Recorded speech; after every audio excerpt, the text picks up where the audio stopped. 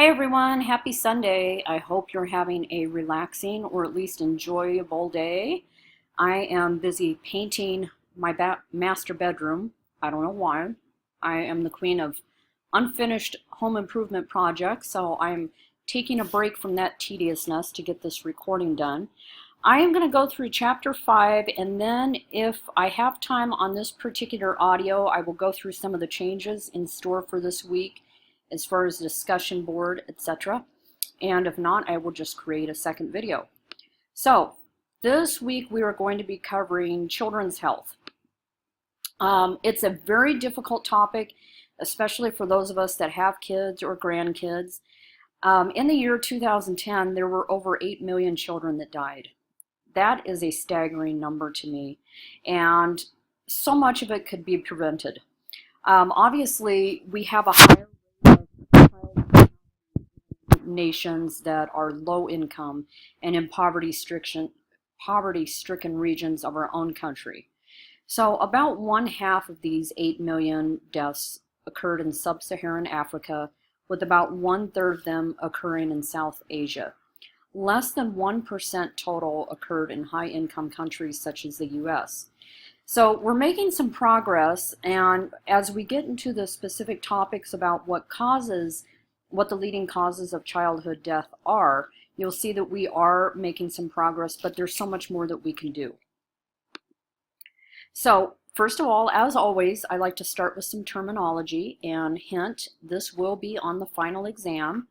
Neonates are newborns in their first 28 days after birth.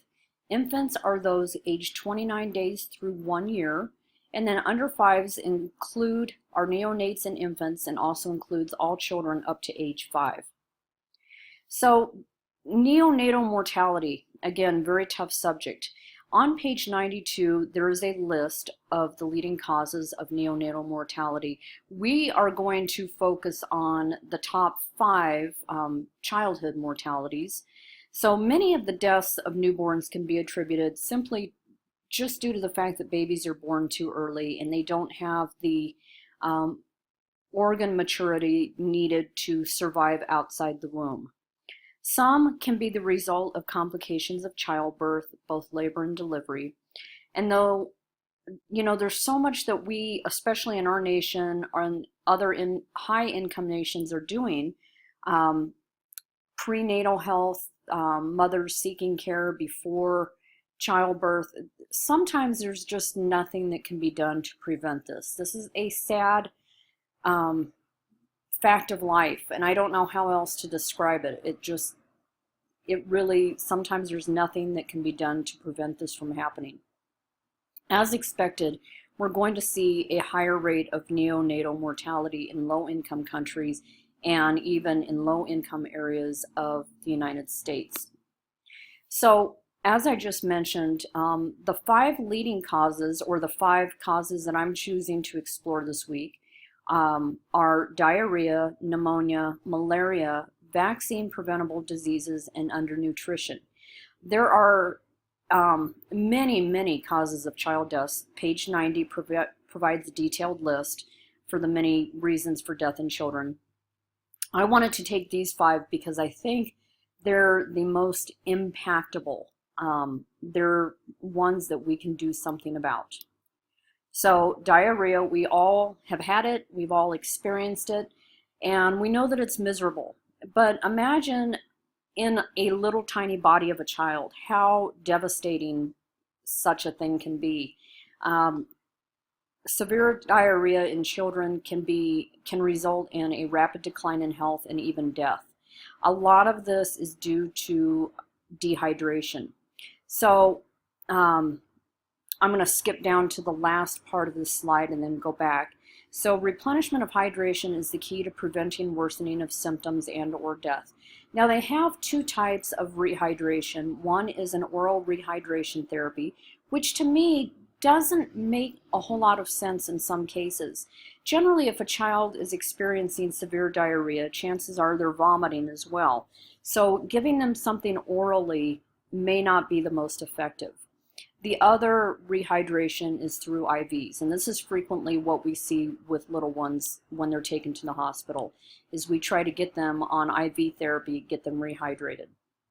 So some of the symptoms that can occur, some of them are due to dehydration and some are just due to the issue of diarrhea itself, loss of electrolytes such as their sodium and potassium, decrease in blood pressure. They may have a fast and weak pulse, rapid breathing because they're not getting enough oxygen.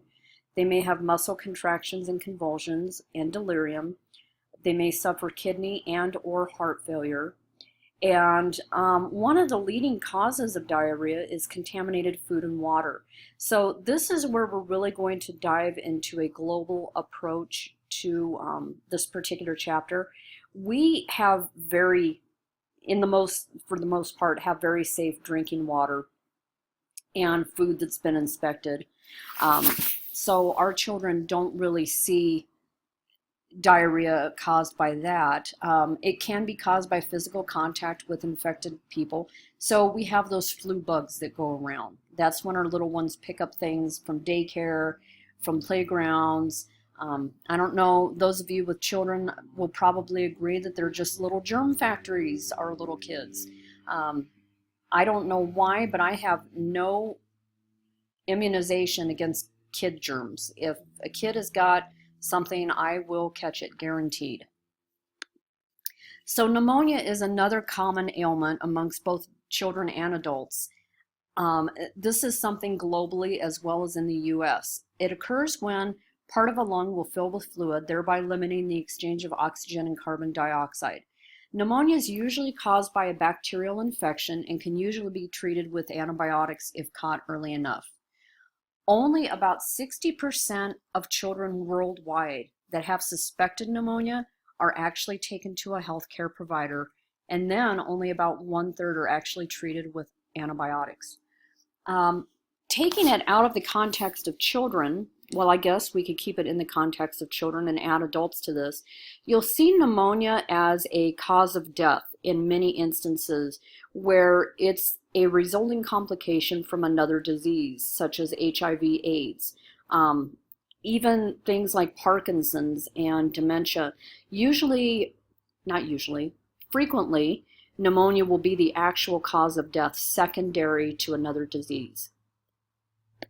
So the next one is malaria. This is a disease that is not present in the United States, as it is a parasitic infection spread by infected mosquitoes. Children infected with malaria just don't have any strength or immunity to fight off any type of disease, so they tend to deteriorate very, very quickly. Now, malaria can be treated with anti-malarial tablets, but it has a frequent recurrence rate. So treating it with an anti-malarial tablet may take care of it for the time being, but it could come back. By far, the most effective prevention is use of insecticide-treated mosquito nets. But in these areas in which malaria is common, they may not have access to such nets, or very limited access. So even though best practice, this is something that I think we can do more to get these nets to infected regions. Vaccine-prevented diseases. Oh, so many of you last week brought up vaccines, and I love that there is such passion for this particular subject. That is going to be the basis of our discussion question this week. I've included an article for you to read in addition to the text, and I think the article provides a very balanced view of vaccinations and kind of gives us an overview of the good and the bad. Now, what's happening with vaccinations, whether you are pro-vax or anti-vax, we are seeing a resurgence of some of the diseases that we have not seen for decades or even centuries due to lack of mandatory vaccinations. Now that vaccinations have become voluntary, many parents may choose not to vaccinate their children. Unfortunately, in some parts of the world, there simply is no choice. They just don't have access to vaccinations. If you'll look on page 98, it includes a list of the recommended vaccinations, both by the Health Department and the World Health Organization. Undernutrition, again, this is going to be a strong global issue. It occurs when children do not consume enough calories or are lacking in specific nutrients. It's preventable in most infant cases by exclusive breastfeeding, which is not always an option. Breastfeeding can supply the necessary calories and nutrients necessary. One of the things that I think needs to be addressed is that globally, cultural eating practices may cause undernutrition, both in women and in children. There are cultures in which it is customary for the men to eat first, and what is left is then given to the women, and then if there's anything left, it is then shared with the children. So you can see in this type of culture how it's very easy for children to become undernourished. And oftentimes with undernutrition, there's also just inadequate food supplies, no access to healthy food or limited access to healthy food. We see this even in parts of the United States. We all know that there's food deserts out there, and if especially a child living in a food desert is going to run a higher risk of undernutrition than an adult, just by the very nature of the size of their little bodies. They don't have the immune systems or the size to kind of fight off some of these ailments. So finally, and man, I've got about 3 minutes left on this video and I can use it all up on the rights of children. So this is one of my pet causes in life, one of the things that I feel very, very passionate about.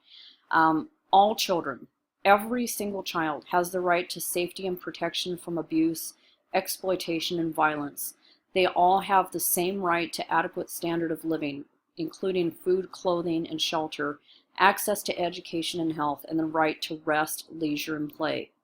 So globally, millions and millions of children are denied these very basic rights. And as adults, we have the voice. We need to be the voice for those that don't have the voice and ensure the rights of children within our own communities and globally. There are so many ways in which we can be involved, whether you choose to do it on a global basis or on a local basis. One of our assignments this week is going to focus on the rights of children, and it's going to be, I think the way that I'm going to set it up is, in an ideal world, what would the rights of children look like? I may kind of play with that a little bit. I don't plan on posting that until later tonight, so if it changes, I apologize. It's still kind of in the working stages right now. I'm going to end this PowerPoint right now, end this audio, and then I'm going to start a secondary audio just to kind of go over the changes for this week according to the feedback from students on the class reflections. So everyone, again, disturbing chapter. I'm sorry, it is depressing. However, it is very, very real. I look forward to hearing your thoughts and opinions on our discussion boards and on our assignment, and I will talk to you in a bit.